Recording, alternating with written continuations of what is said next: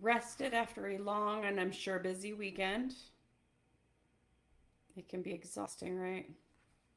So, tonight's training is going to be kind of an easy one, a little bit shorter, just because we all had a weekend, right? But it was actually a topic that I wanted to make sure I covered because it's kind of a simple thing to go over, but it's huge. Hi, Julie. How's it going? All right. So here's a question I'm going to ask you all. Have you ever found yourself saying, I know exactly what to do? I just can't do it. And that's like the constant revolving thing that happens in your life. Does it sound familiar to anybody? So I'm here to tell you you're not lazy, you're not broken, you're just essentially running on autopilot, like a lot of us tend to do very frequently, right? So tonight we are going to talk about how basically we can finally rewrite the programming that is currently happening within your brain. It's something, like I said, it's fairly simple, but it's something that is extremely meaningful to helping us with the habits that we currently have in our lives. So, for those of you who may not know me or are watching the replay this, I am Coach Michelle Hall. I help women, especially those in midlife and some men, break free from their toxic habits, food strongholds, self sabotage, all of those super fun things that screw us up for a good chunk of our lives, right? So that they can finally feel strong, confident, and in control again. So tonight's training is going to be all about habits and how you can build the kind of habits that will actually serve your future. Hi, Kay. So, why do habits matter more than motivation? Well, because did you realize up to 95% of what we do on a daily basis is habitual? Our brains really do prefer efficiency and energy conservation, right? Like, how often are we just completely mentally drained after a day? Like, sometimes it's just everything we can do to get ourselves home or, stand up from our desks if we work from home and just make it through to dinner time or to bedtime because we're just drained. Well, that's because our brains like when we are efficient with what we're doing. Habits, good habits, and even bad habits are shortcuts. So, how do we keep the good habits going? Because I am the first person to tell you and admit that motivation is absolutely fleeting. But habits, those are automatic. Think of them like grooves in a record. The more that you repeat habits, the deeper the groove will get. But changing the song that we're playing, that requires, intention and repetition. So I want you guys to put in the chat section tonight, which everybody's being awesome saying hi tonight. What is one habit, just one habit, you wish that you could break or start, but you haven't been able to? I'm very curious to see what your guys' responses will be. What is one habit you wish you could break or that you could start, but you haven't been able to? Just like brushing your teeth, right? Brushing your teeth. Do we have to think about brushing our teeth in the morning? No. Do you have to think about washing your face at night? No. Well, maybe not. Some people do. I'm sure some people don't. I'm looking at I'm making sure that my comments are going everywhere so that I actually see what you guys are saying. So while you guys are putting in the comments, what habit you wish you could break or start, I'm going to explain the habit loop. And the loop is a 4-part thing. You guys see like the consistency with a lot of my trainings where cycles and loops and things like that, they can be good, they can be bad. So, habit loops. The number one in a habit is the cue or a trigger. Because again, we're talking about good habits and we're also talking about bad habits. So we've got a cue that then leads to a craving or a desire. That craving or desire leads to routine or an action that we take. And then that routine or action then goes to a reward. It can be relief, can be satisfaction. I'm so proud of myself. I did this yet again. So here's a good one, which I think every single one of us have experienced at one point of our life. The cue that we get is a stressful day at work. I had one today. Let me tell you, it was a doozy. Holiday weekends, holiday weeks, they're just the worst. So stress after work will lead to some sort of a craving. Okay? So what are we trying to do? We want some sort of relief, right? We're craving relief from a bad day, which then puts us into routine. And your routine may be grabbing a glass of wine as soon as you get home, or reaching for a bag of snacks inside of your pantry that may not be the most ideal thing. And then after we have that routine, we feel some sense of calm, right? Maybe. Usually. But how long does that last for? It's usually temporary. But that is our loop. We have our cue, we have our craving, we have our routine, and then we have our reward. So, how do we change this loop? Well, you can keep the same cue, which would be a stressful day at work, but we need to change the routine. It sounds simple, right? But why is it so difficult for so many of us to accomplish those things? So instead of grabbing a glass of wine or reaching for the bag of snacks in the pantry, let's go for a walk. That's simple, right? How long does it take you to drink a glass of wine? Well, it depends on how bad the day was. Sometimes it would be 5 minutes, sometimes it would be 30. It depends. So just go outside, go for a walk. Unless you live in the desert and it's horrible right now. So at that point, you can journal. Journal about your day. Cheesy and corny, right? But efficient. But keep that reward of stress relief. So the loop, really the only thing you need to do is swap that routine. We're not going to do something that's harmful to us. We're going to do something that actually benefits us. Kay says she wishes she was not a snacker. And Julie said she wishes that she was a neat freak. I don't know if you want to be a neat freak, but tidy. Tidy is a good goal, right? That's a good habit to have. So when we talk about replacing, not removing, why are we not removing that routine? Well, because what does not work for us? We've had this discussion before. White knuckling. White knuckling is going to lead you to failure. It's not sustainable, right? We can't white knuckle our way through life. Constant restriction is not sustainable. It is not going to work consistently. Or saying to yourself, which again, I'm sure we all have, I just need to have more willpower. I just need more willpower.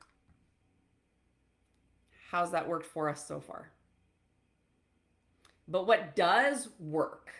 Well, like we talked about earlier, replacing the harmful behavior. Yes, we will call reaching for a glass of wine or reaching for those bag of snacks in the pantry a harmful behavior because it's not serving us well.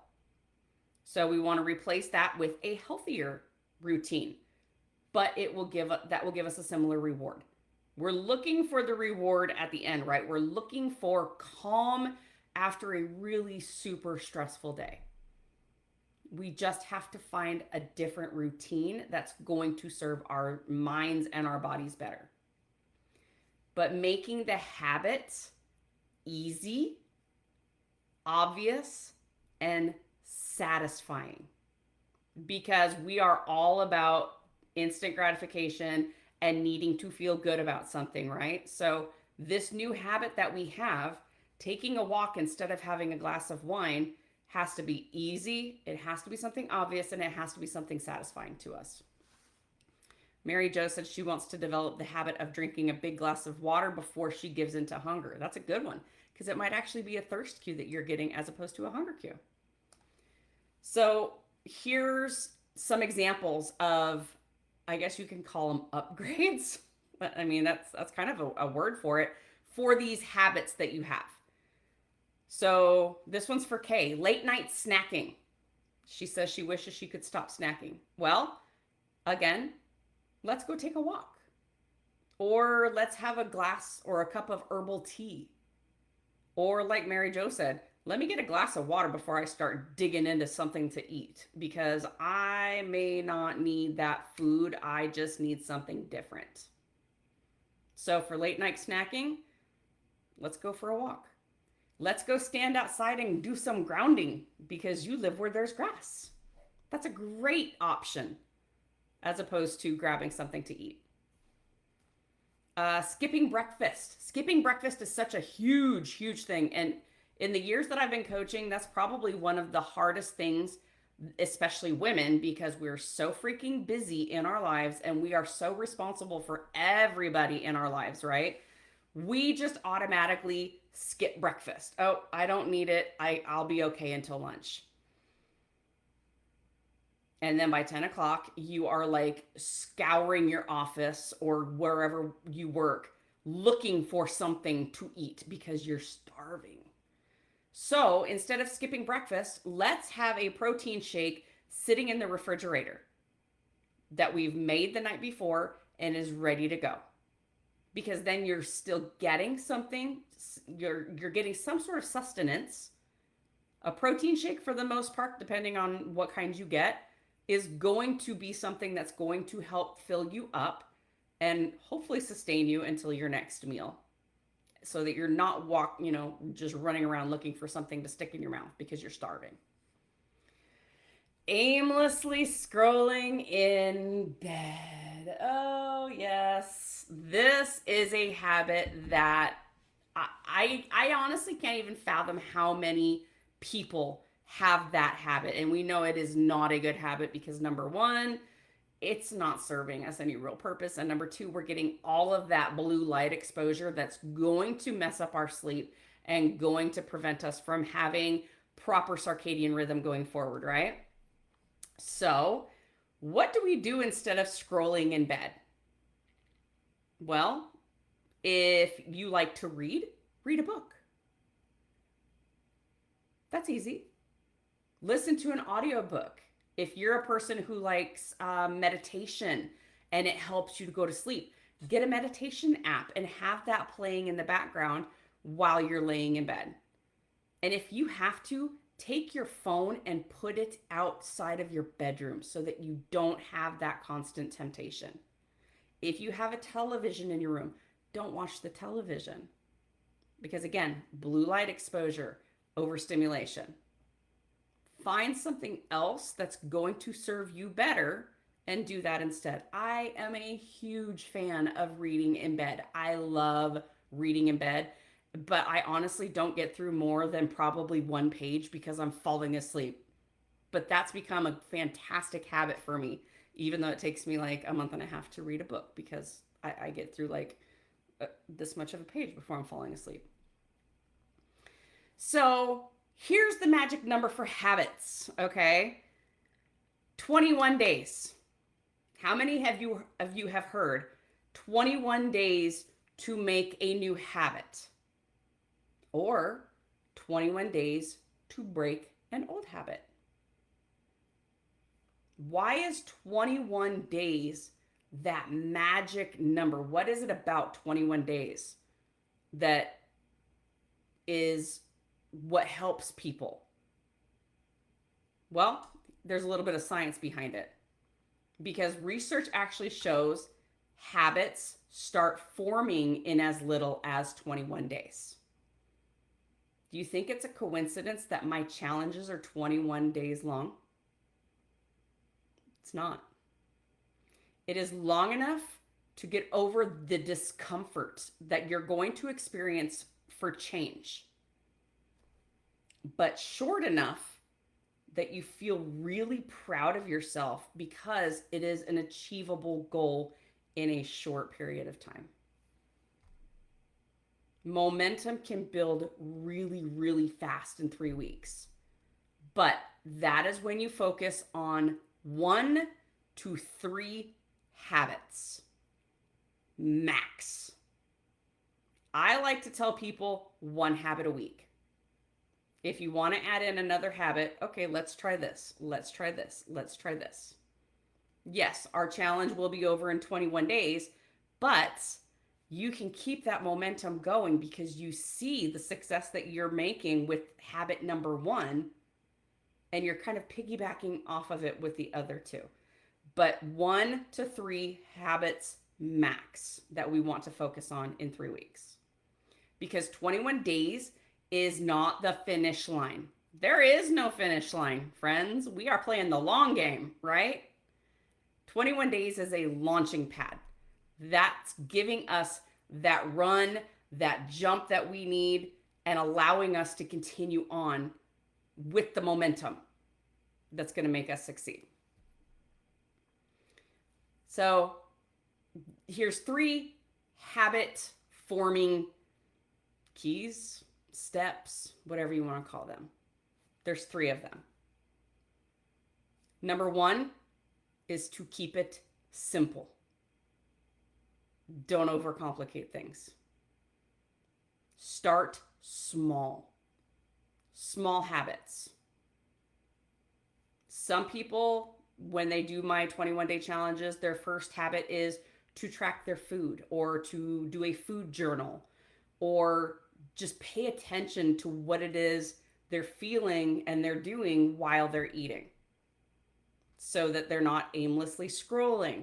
They're not carrying on conversation and overeating because they're not paying attention to what it is they're doing. So that's a big one that a lot of people will do, is either tracking or food journaling and really being mindful when they eat. Another one is to get into some sort of a workout routine. Okay, if I do this on Monday, Wednesday, Friday, then I can do it again Monday, Wednesday, Friday, and then I'll do it again on Monday, Wednesday, Friday. Monday, Wednesday, Friday starts to become a routine. It starts to become a habit. And you know, Monday, Wednesday, Friday, you're going to do some sort of a workout. You're going to do some sort of exercise, whether you're going to the gym, you're taking a walk, you're doing body weight exercises, you're doing squats, something like that. Which then leads us to habit key number 2. First off, we're going to keep it simple. And then we're going to stack our habits. Okay, what does that mean? Attach it to something that you're already doing. So I mentioned squats, right? After you brush your teeth, probably not smart to do it during, but you know, after you brush your teeth, do 10 squats. That's going to take what? 20 seconds? 30 seconds? Brush your teeth, do 10 squats. That's going to start building another habit. When you brush your teeth, you're going to do 10 squats, and then you're going to start to get like massive legs. Not massive legs, but strong legs. That's what habit stacking is. Do something you already do and add something new and positive to it. Let's try not to stack onto a negative habit, but something in your routine. And that takes us to key number 3, which is tracking. Because what you track, you repeat. I'm going to say that again. What you track gets repeated. Because you're writing it down or you're typing it in an app or whatever it is that you're doing. But that's going to help you build those new habits. So here's another thing for you guys to drop into the chat section, which is, what is one habit? Give me just one that you want to focus on for the next 21 days. Put it in the chat, please. I'm very dehydrated. It's hot here in Arizona.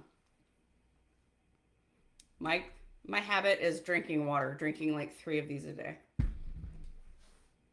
What can I stack on top of that? Larry likes the stacking. It's a good plan, right?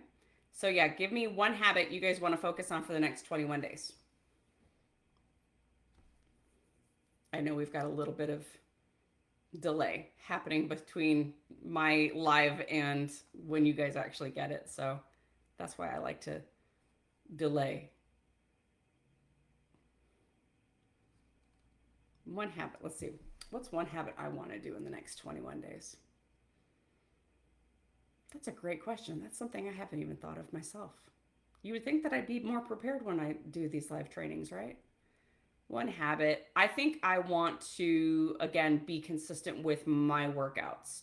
So when I finish work and I finish whatever I'm doing with regards to my coaching, my goal then is I'm going to go to the gym, or I'm going to go out to our home gym and do something out there myself. And that will become my habit. It used to be a habit, and then I started having issues with my neck last summer. It took me about 9 months to recuperate from that, having procedures and things like that done. So I got out of that habit. 9 months of not doing strength training, yeah, you're going to get out of that habit. So now I'm rebuilding my habit again. So Julie said she wants to consider doing a double workout in her 3 days a week. So that would be awesome. If you want to do a double once a week when you do your 3 workouts a week, that's a great habit without overdoing it and not overexerting yourself and not hurting yourself too.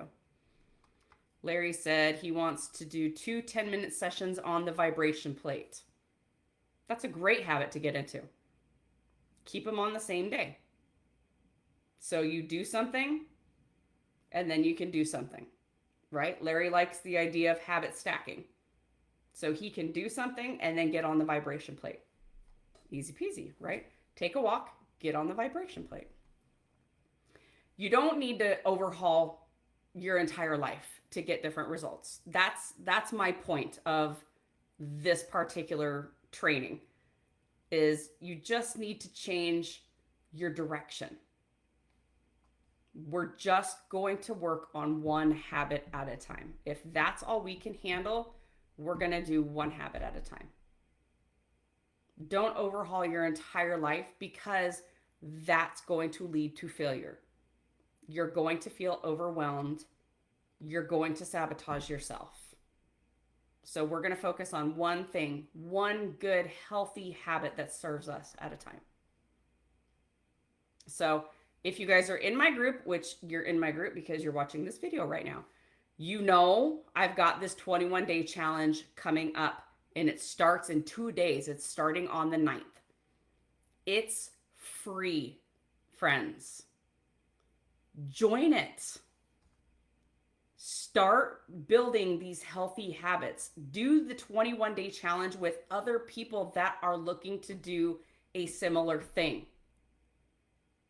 You're going to build better habits with support. You're going to build better habits with accountability. You're going to build better habits with momentum. So join us. 21 days. No money out of your pocket. That sounds like a good deal to me. I am here for you. I am here to help you guys succeed. I just need you to say, yeah, I'm ready. Let's do it. Because I want you to have the help that you need creating your habit blueprint, erasing the harmful habits and putting those good self-serving habits into place and having them stick. Finally, having them stick, right? How can I help you do that? Is there a way that you think, a different type of a way that I could help you be successful with your habits, with your habit building, your habit stacking, with changing the routine? Is there something else that you think I could help you to do that? Is there another way you think I could help you do that? Julie says, we've got this, everyone. You do. Mary Jo said today she started doing a lap in the hall when she leaves or comes home.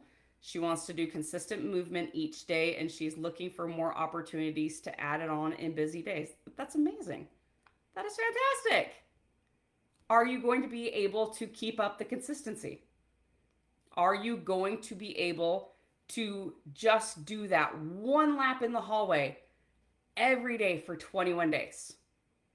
And then maybe add on some more, like you were talking about. Larry says he's ready. Let's do this. Yes. This time those habits will stick. They will.